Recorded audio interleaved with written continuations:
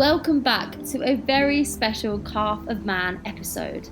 For anyone new here, my name is Chloe, I'm a conservationist, and this is the Calf of Man, a remote island, bird observatory and wildlife hotspot located in the Irish Sea, just off of the Isle of Man, where I lived and worked as a warden for 2 seasons. And today, I am back, well, sort of. But first, how do you get here? So the journey begins in Port St Mary Harbour. The island is uninhabited over winter and the season runs from March to November. 4 wardens look after the island for those 9 months. After loading the boat with food, supplies, tools and plenty of bags, the team sets off. Past the dramatic coastline, the Sugarloaf, an important seabird nesting site, and then across the treacherous stretch of water known as the Sound. Finally, you arrive at South Harbour, usually greeted by grey seals who have had the island to themselves all winter.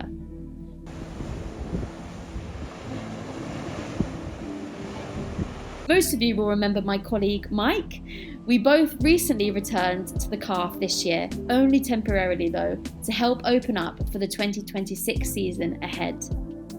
The journey from the harbour to the observatory.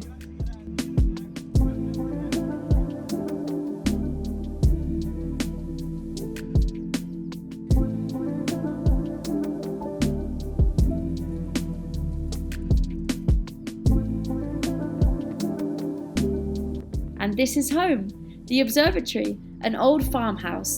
The inscription above the window, small house, big peace.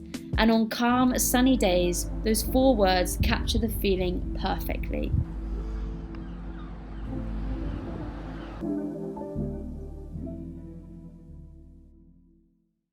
So we've just arrived.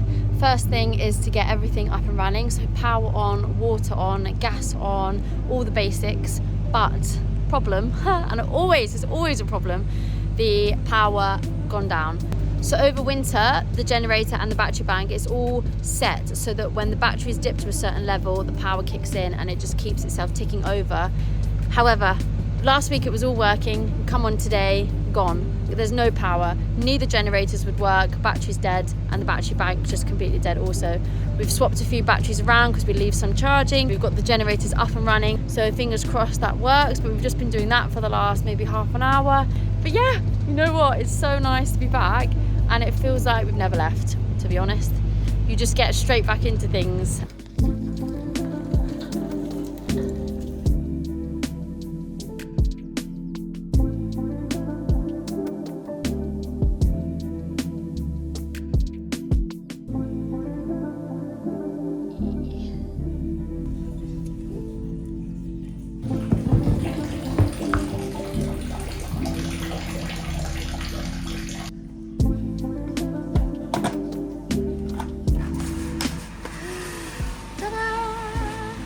Pump goes to the observatory.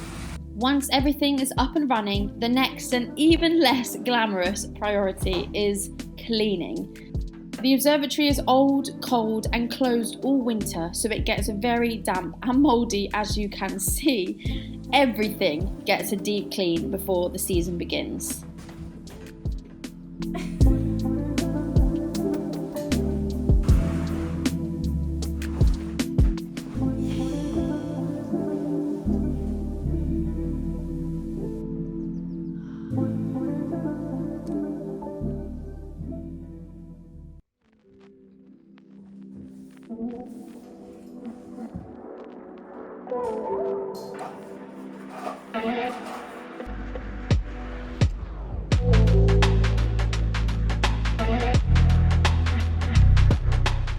The first bird ringed of the 2026 season, a chiff-chaff. Another priority job, putting up the mist nets. These are used as part of the ongoing ornithological work. The Calf is one of the British Isles' 21 designated bird observatories and has been collecting data since 1959. Each morning before sunrise, when the weather allows, the bird wardens put up these nets. There are a series of nets around the island, the main being at the observatory. Birds fly into them, are carefully extracted, ringed with a tiny unique metal ring, measured, weighed and released, all under licence. This long-term dataset is invaluable, helping us understand patterns and shifts in migration, survival, population and wider environmental challenges our wildlife are facing.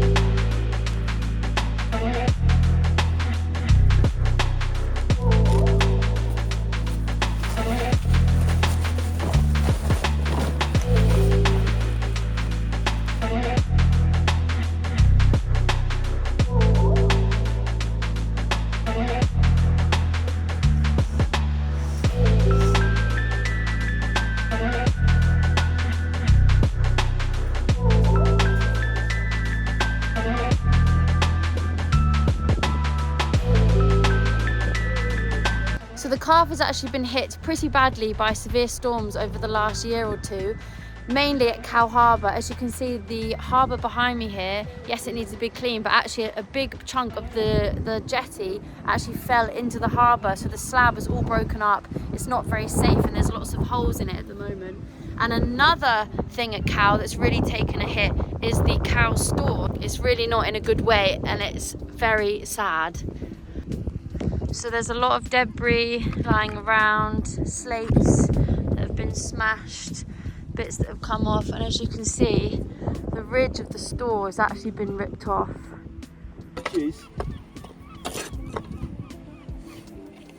And they're broken. And this is the heartbreaking bit. So the roof got ripped off last winter and the ridge has gone this winter. And it's just falling apart now.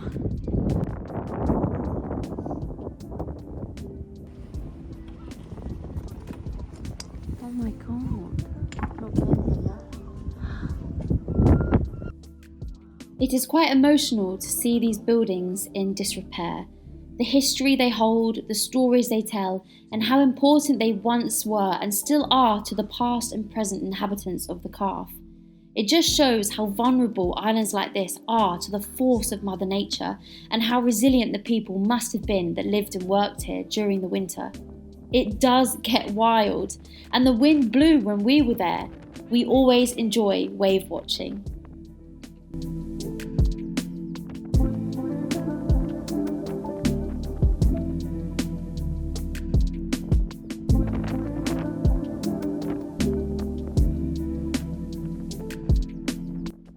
We also carry out infrastructure checks when we get back on the island, including the stores that you've just seen, the harbours and the lighthouses.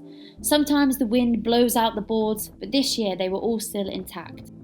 The Foghorn building was not so lucky. A huge thank you to Pat and Dave, well known on the Isle of Man for their dry stone walling. Can you spot the repair they did? The difference between the old lichen-covered stones and the freshly rebuilt section, it's incredible.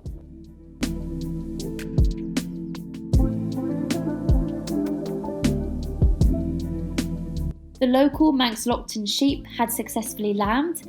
The lambs were very inquisitive and enjoying exploring the island. Just like me, I love to run on the Calf, taking in the views, finding solitude, peace and feeling completely free. No roads, no cars, no people, just me, the birds, the sea and the island. It is bliss.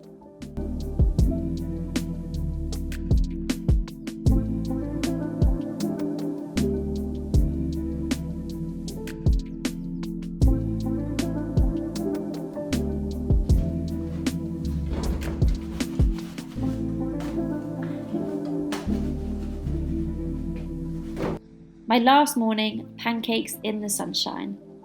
A short but sweet trip, full of memories and nostalgia. The feeling of arriving and the feeling of leaving are both impossible to describe. In some ways it feels like I never left, in others it feels like another lifetime ago.